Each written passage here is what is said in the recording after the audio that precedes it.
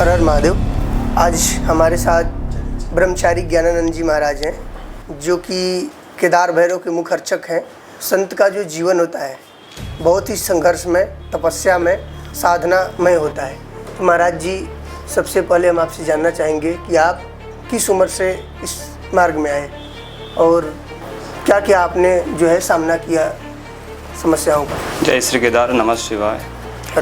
भगवान केदार की कृपा जब से हुआ तब से इस मार्ग में आ चुके हैं और आकर भगवान का भजन साधना कर रहे हैं। आज देश की स्थिति देखते हुए भगवान केदार के कृपा से आज कुछ कार्य में लगे हुए हैं जो सनातन के लिए, युवा के लिए, हर प्राणी के लिए बहुत आवश्यक है।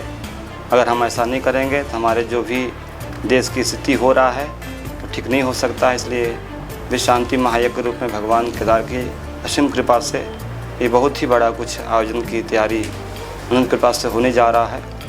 तो उसी में हमारा सत्संग भजन जितना बंदा करते हैं,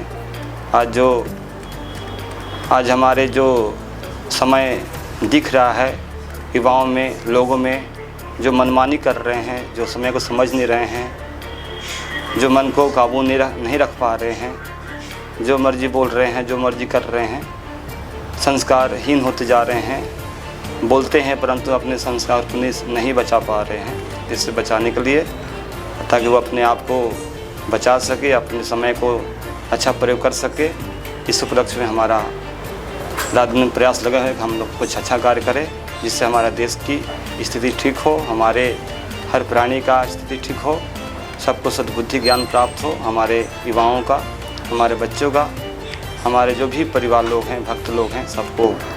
ये जो आप विश्व कल्याण के लिए, विश्व शांति के लिए यज्ञ करना चाहते हैं, तो ये कैसे संभव हो पाएगा और कैसे इसको करिएगा? देखिए, संभव हम नहीं कर सकते हैं, संभव भगवान कृपा से होता है। उनकी कृपा होता है, कुछ संभव हो सकता है। तो व्यक्तियों का सहयोग तो जरूरी है ना, बिना सहयोग का तो यज्ञ का कार्यक्रम या फिर सनातन का कार्यक्रम तो संभव है नहीं। तो इसमें कैसे लोग जुड़े, कैसे जागरूकता फैलाएं ताकि उसमें लोग जुड़ करके और इस कार्यक्रम का आरंभ करें और लोगों के अंदर जागरूकता फैले, सनातन का विकास हो। देखिए, प्रचार प्रसार तो हम सब कर ही रहे हैं, लेकिन मुख्य उद्देश्य क्या है? भगवान की कृपा। अगर आप अच्छा भजन कर रहे हैं, अच्छे भगवान को विश्वास किए हैं और रात में उनका प्रार्थना कर रहे हैं, तो भजन में शक्ति इतना है कि कोई भी कार्य सफल हो सकता है। तो भगवान के भजन साधना में लगे हुए रात दिन और विनती कर रहे हैं, तो मुझे विश्वास है कि भगवान केदार और जगन्नाथ को असीम कृपा से ये कार्य भव्य आयोजन पूर्ण होंगे। कि मुझे विश्वास है भजन बहुत शक्ति है और भजन से सृष्टि का रक्षा होता है, भजन से सृष्टि का सब कुछ होता है। जो भी हमारा वातावरण शुद्ध होते हैं और पूर्ण होते हैं, जो मन की इच्छा पूर्ति हो तो भजन शक्ति से होता है, पुण्य शक्ति से होता है। जैसे आप भी जिससे बोल रहे हैं ज्ञान प्राप्त हुआ है तो आपका भजन साधना से हुआ है, ऐसे नहीं होता है। इसलिए मुख्य है भजन और भक्ति में बहुत शक्ति है। इसलिए हमको अच्छा भजन साधना करना है, अच्छा संगति करना है, अच्छा सत्संग करना है, ताकि हमारा भजन अच्छा हो और उस भजन के बल ऊर्जा से हमारा जो संकल्प है पूर्ण हो। ऐसे तो महाराज जी जैसे शारीरिक, मानसिक और आध्यात्मिक तीनों रूप से समर्पित होकर के ही ये कार्य को पूर्णता प्राप्त होगा, क्योंकि ये सामाजिक कार्य है, यज्ञ का कार्य है और इसमें सामाजिक लोगों की जुड़ाव की आवश्यकता है। इसके लिए हम क्या कार्य ऐसा कर सकते हैं कि सामाजिक रूप से भी लोग इसमें सहयोग करें और सबकी मानसिकता पे इसका प्रभाव पड़े और आध्यात्मिक रूप से लोग उन्नति को प्राप्त करें? देखिए, भगवान कृपा से लोग मिलेंगे, संगठन बनेंगे, तभी कार्य भी हो सकता है। तो संगठन भी भगवान कृपा से बनेंगे और लोग भी भगवान कृपा से मिलेंगे और कार्य पूर्ण होंगे, भगवान कृपा से ही होंगे। अभी तक आपने कितना यज्ञ कर चुके हैं महाराज जी? आप कितना यज्ञ कर चुके हैं अभी तक? भगवान की कृपा से 8 यज्ञ पूर्ति हो चुका है। जो भगवान कृपा से पहला यज्ञ केदार हिमालय में हुआ, दूसरा भी केदार हिमालय में हुआ जी, फिर आपका चरपा चौक बिहार में हुआ, एक अभी फिलहाल में चैत्र नवरात्र में गाजीपुर में यज्ञ हुआ, बहुत अच्छा हुआ।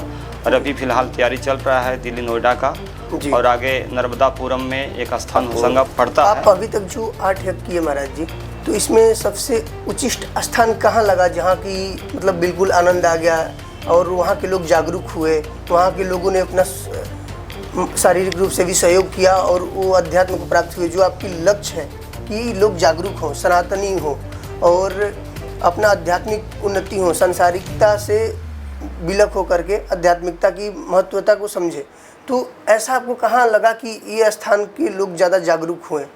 देखिए, जानकारी जितना था, ज्ञान जितना लोगों को होता है उतना लोग अच्छे जुड़ते हैं।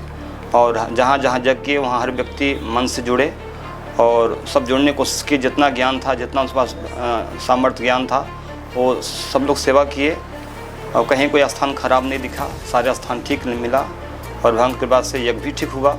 लेकिन लोगों की बात है तो लोग जितना ज्ञानी थे, जितना संस्कारी थे, उतना लोग सहायता सेवा की। महाराज जी, ऐसा क्या कर सकते हैं, जैसे जो आध्यात्मिक है वो तो इस कार्य में रुचि रखेगा, लेकिन जिसकी वृत्ति भौतिक है, संसारिक है, उसको अध्यात्म की तरफ कैसे मुख मोड़ सकते हैं? उसे अध्यात्म का महत्वता को कैसे समझा सकते हैं? संगति से, सत्संग से ही आप उसको मोड़ सकते हैं। और संगति नहीं है, सत्संग नहीं है तो बच्चे मार्ग नहीं आ सकता है। जैसे आप भी सत्संग कर रहे हैं तो सत्संग और संगति से ही आप हम किसी को बदल सकते हैं। अगर संगति सही नहीं है, सत्संग सही नहीं, तो आप उसको नहीं बदल सकते। महाराज जी, सबसे मुख्य सवाल ये है कि आपको भगवान श्री केदार, जो कि हिमालय के जो मुख्य में विराजमान है, आपको उनकी सेवा कैसे प्राप्त हुई?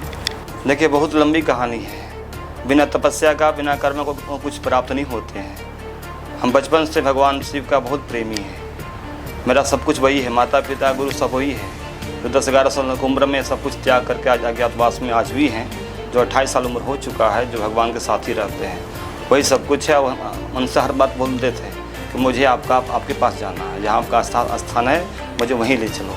तो 12 ज्योतिर्लिंग, 52 शक्तिपीठ का दर्शन कराते हुए, अनुष्ठान कराते हुए अंत में भगवान केदारनाथ के दिव्य वो आश्रय दिए और वहाँ साधना कराएं, 12 महीना बर्फ में रखें। और आज उनकी कृपा से भैरव भगवान का मुख्य अर्चक बनकर सेवा का मौका मिला, जो भारतीय पूजन का मौका मिला, संतों को सेवा का मौका मिला।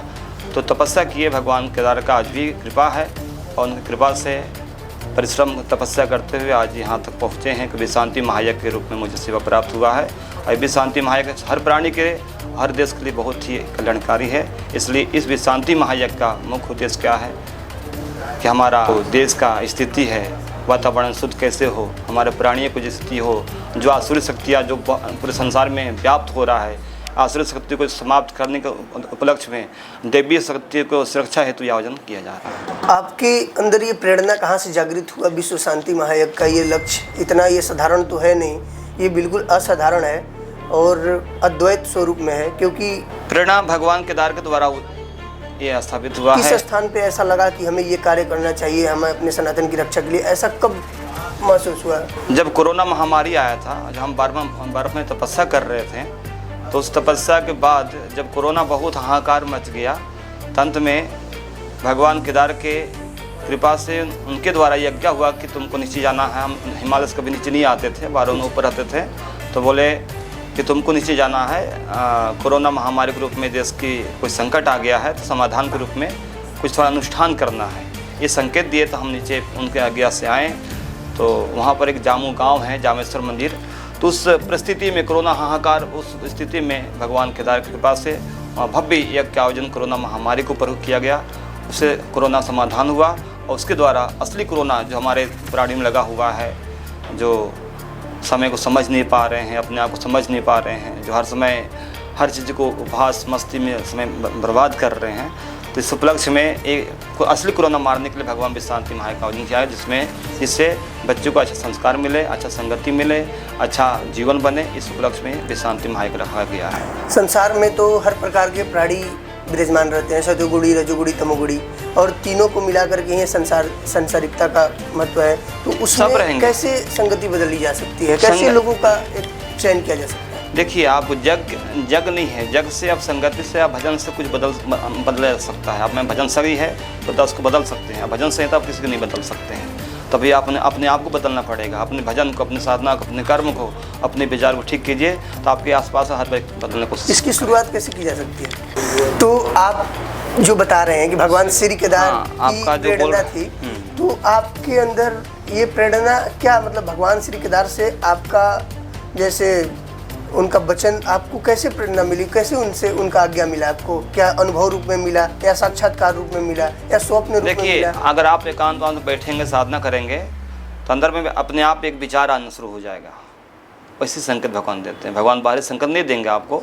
जब साधना बैठेंगे तो अपने आवाज़ करेंगे, ऐसा काम करना है। क्या आप हिमालय में तपस्या किए, केदारनाथ जैसे दिव्य स्थानों पे आप रहे, वहाँ पे -डिग्री टेम्परेचर चला जाता है, वैसे स्थान पर आप विराजमान रहे, तो क्या कभी भगवान केदार की अनुभूति को आपने प्राप्त किया? ऐसे कभी हर समय में कभी साक्षात्कार हर समय भगवान का अनुभूति प्राप्त किए। ऐसा हम हर समय उनके साथ में रहते थे और बहुत चमत्कार भी हुआ। बहुत से समाधान लोग का होता था भगवान की कृपा से, और जो भी प्रश्न वहाँ लेकर लोग आते थे वो प्रश्न का समाधान होते थे। कितना पुराना बुरा प्रश्न का समाधान उनके कृपा से किया गया है। और भगवान केदार कृपा से बहुत परीक्षा भी हुए हैं। और एक बार बहुत घनघोर स्थिति आया था कि एक सावन के समय, अमावस्या का समय था और ब्रह्म पुष्प तोड़ने चले गए थे हम लोग। तो उस रात्रि में हम रास्ता भटक गए रात्रि में, और ऐसे स्थान पहुँचे जहाँ कोई वापस नहीं आता है, मृत्यु हो जाता है -4-5 डिग्री में, और सारे कपड़ा भीग जाना, और जो बचना बहुत मुश्किल था उस स्थान में।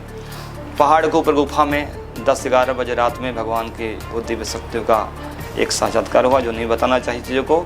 और आपका 1 बजे से लेकर 5 बजे तक उस शक्ति के साथ हम रहें। फिर उसके बाद ऐसा लगा कि हम हिमालय में तपस्या करें, अब कहीं जाने के भय मुक्त हो चुके थे उसमें, ऐसा अवस्था आ चुका था।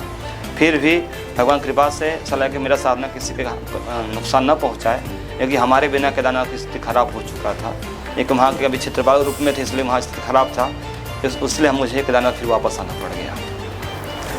तो ऐसा दर्शक को क्या बताना चाहेंगे आप? ऐसे जो लोग आपकी पॉडकास्ट देख रहे हैं, इस पॉडकास्ट के माध्यम से आप क्या प्रेरणा देना चाहेंगे ताकि इस यज्ञ के कार्यक्रम में लोग किस प्रकार से सहयोग कर सकते हैं? हम लोग यही कहना चाहते हैं कि पहले वो अपने आप को ठीक करें, और भगवान की जो भी चीज़ है, वस्तु है, उसका आप प्रयोग कीजिए। भगवान के बनाए चीज़ों को मानिए, भगवान को सम्मान किए। भगवान सम्मान क्या है? भगवान के इस सृष्टि का जो भी दिखाई देता है भगवान का चीज़ है, भगवान की वस्तु है। आप उसका प्रयोग करेंगे तभी आप हमारा सहायता कर सकते हैं, और भगवान के बनाए चीज़ों को प्रयोग नहीं कर सकते हैं तो हमारा सहायता कभी नहीं कर सकते हैं। तो हमारा सहायता करने के लिए पहले भगवान को आपको सम्मान करना पड़ेगा, भगवान को मानना पड़ेगा, भगवान को समझना पड़ेगा, तभी आप सत्कर्म कर सकते हैं। पहले मतलब आपसे जुड़ने के लिए लोगों को पहले भक्ति को प्राप्त करना होगा, उसके बाद वो आपकी महत्वता को समझ सकते हैं, आपसे जुड़ सकते हैं। ऐसे डायरेक्ट आपसे नहीं जुड़ सकते, नहीं समझ नहीं सकते उस चीज़ जी, उस चीज़ का महत्व नहीं समझ सकते हैं। जब भगवान को समझ जाएगा, भगवान की चीज़ समझ जाएगा, अपने आप सब ठीक हो जाएगा। मतलब जो आप इस कार्य में लगे हैं, उस मार्ग में आपका सहयोगी वही हो सकता है जो भक्त होगा।